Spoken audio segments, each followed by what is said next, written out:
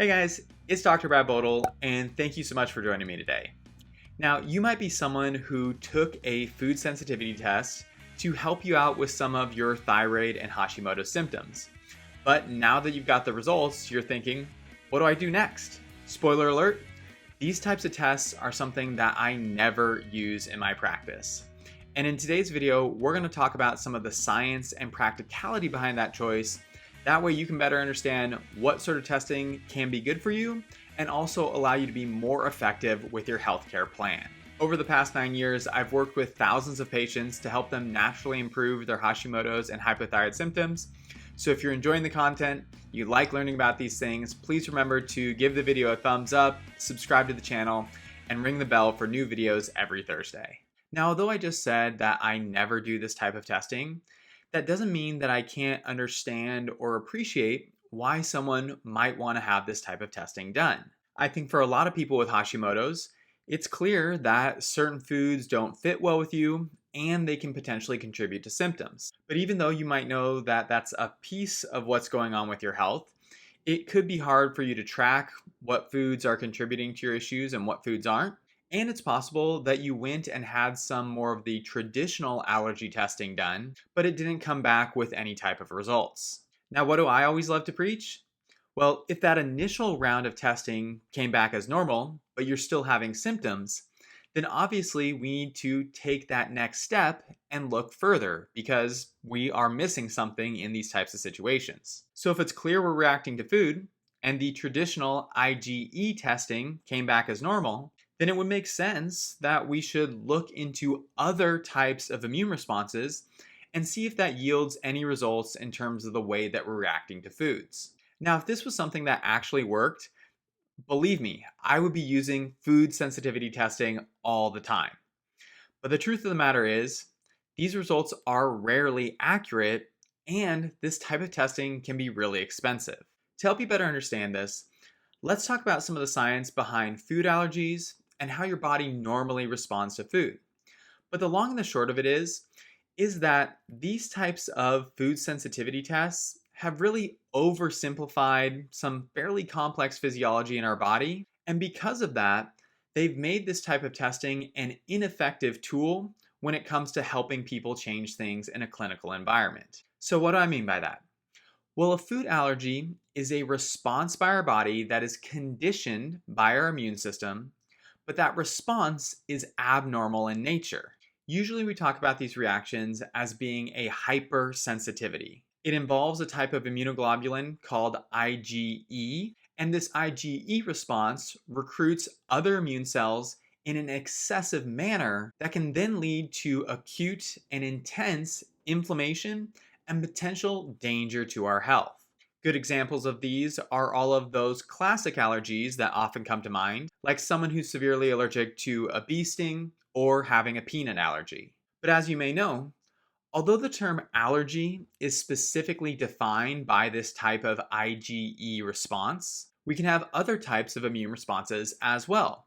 They just might not be to the same degree or the same severity as the IgE response. Now, although it's good that it's not putting you in that immediate harm or danger as an IgE response, it's still something that could be an irritant to the system and be a contributing factor to some of your autoimmune symptoms. It's this type of understanding that prompted researchers, clinicians, and patients to start looking for other types of immune responses that could help explain different reactions to food. This eventually led people to shift their focus away from IgE to a different type of immunoglobulin that is also involved in our response to food. And that immunoglobulin is IgG. When certain types of more complex food proteins are able to get past our gut barrier and into our bloodstream, we know that there is an IgG response. Those immunoglobulins surround that food protein and will help activate other immune cells to break that protein down and help to remove it from the system. So what if we created a test that looked at different types of food proteins and saw which ones had the highest IgG response? In theory, that would make sense, but there's a big problem with this. What did we say our definition of a food allergy was? It's an immune condition response. So, okay, IgG is an immune condition response, but it's also abnormal in nature. So, what we really need to ask ourselves is this IgG response abnormal? And that's where things get a little bit trickier. Now, there are situations where IgG can be involved in food reactions that can lead to further irritation and inflammation in our gut. However, the research suggests that this is more likely a secondary response to things like increased intestinal permeability. Once there's a breakdown of the cells and junctions in between the cells within our gut, it can lead to a situation where food particles can more freely pass into our bloodstream and stimulate an immune response in a way that would be similar to some sort of an infection. IgG helps to manage this response, and it, in association with other immune complexes, can lead to a scenario in its effort to rid the body of these foreign particles that can be injurious and, as I said, inflammatory. But is this a problem with IgG, or is this because there's a problem with our gut at large?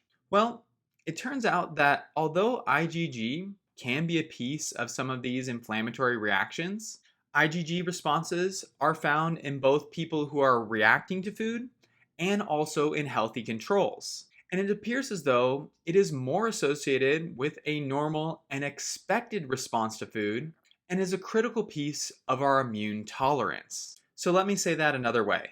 If you're someone who reacts to gluten and you have anything from headaches to joint pain, bloating to diarrhea, is it likely that we could test your blood and see an increase in IgG response to gluten? Yes, that's definitely possible. However, what if we test someone's blood who can eat gluten and have none of those symptoms? Well, it's very possible that they could show IgG responses to gluten as well.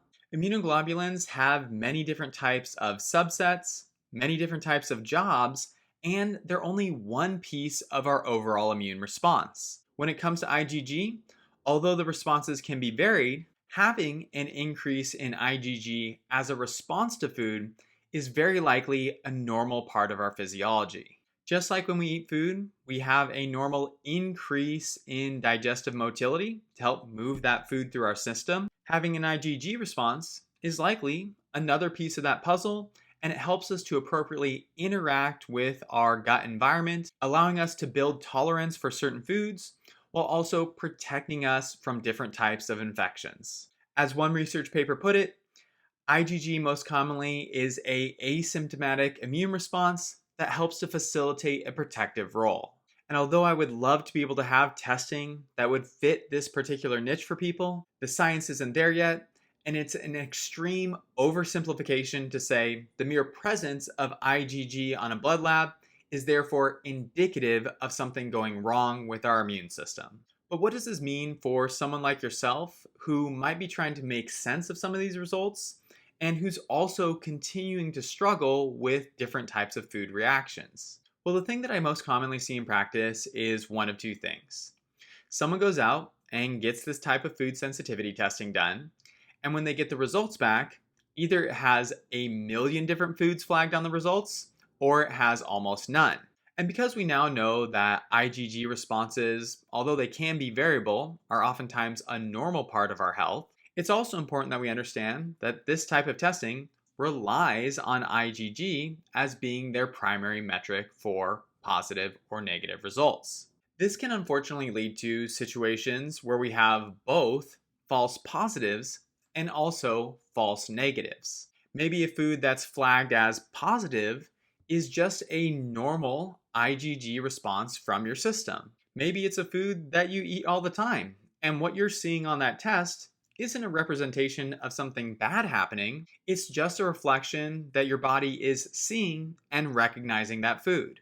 That's okay too, because again, we now know that just because immunoglobulins are present doesn't always mean that something bad is going to happen. But I think for a lot of us, because we've been so focused on our thyroid health and the antibody response to our thyroid proteins, our mindset gets trained to think about it as something that is uniquely bad.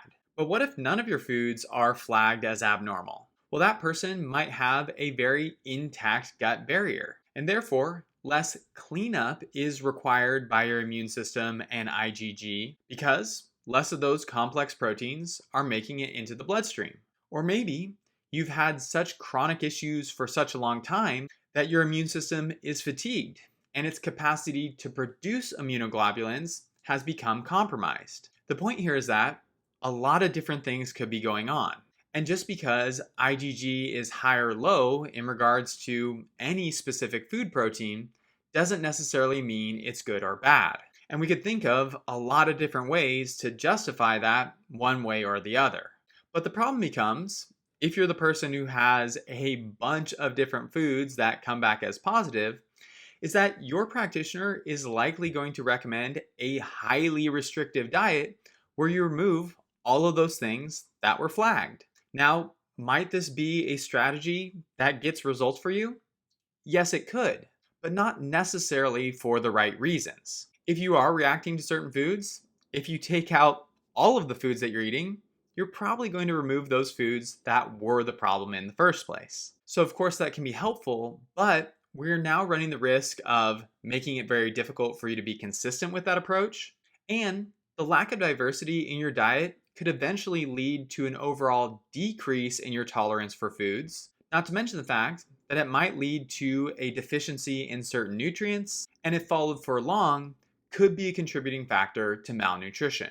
On the other hand, if you're told that you have no food sensitivities, then you're likely to go on eating problem foods and never make any progress. The bottom line is this: in either scenario, you're being provided recommendations under false pretenses, and they're based on a test that doesn't adequately represent your physiology or apply to any of your symptoms. It'd be sort of like someone is having a difficult time getting their car started, but instead of checking things like the battery and the starter, they spend their time making sure that their seatbelt buckles. Yes, that's something that's important and is part of you being a safe driver, but it really doesn't apply to this specific problem, and measuring whether you can buckle or not likely isn't going to change our outcomes.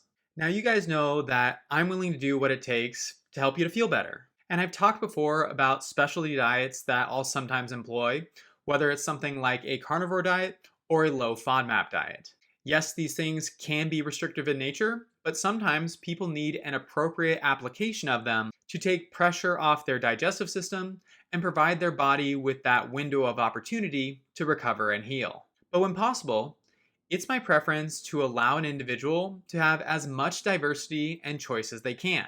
And even if we have to be restrictive in the beginning, I think a good sign of healing is seeing an increase in the tolerance for different types of foods as someone progresses forward. But whether someone is provided a greater range of options when we start out, or they need to be more restrictive in the beginning, we need to do it in a common sense way. And while having something like a food sensitivity test to give us some backing and confidence in what we're choosing, as we've been saying throughout the video, it's not something that makes sense based on the science. It doesn't provide us with clear, concrete answers. And even if there is some truth to it, it can be confusing and hard to apply. When I approach these things for patients, I always take a look at their health history and their diagnosed conditions. We identify food groups that are more likely to cause problems for them based on their diagnoses. We combine that with any individual food triggers that that person has noticed or come across. We then remove both groups of foods at one time, provide them with nourishing and healthy alternatives, and then we observe the response. While I would never suggest that anyone would be totally healthy in 3 to 4 weeks, if we've made the right choices with our nutrition, we should start to notice improvements in about that amount of time. Proper nutrition doesn't turn things on like a light switch, but there should be consistent progress that we're able to track. After you set up your initial framework, be open-minded and be willing to adjust things.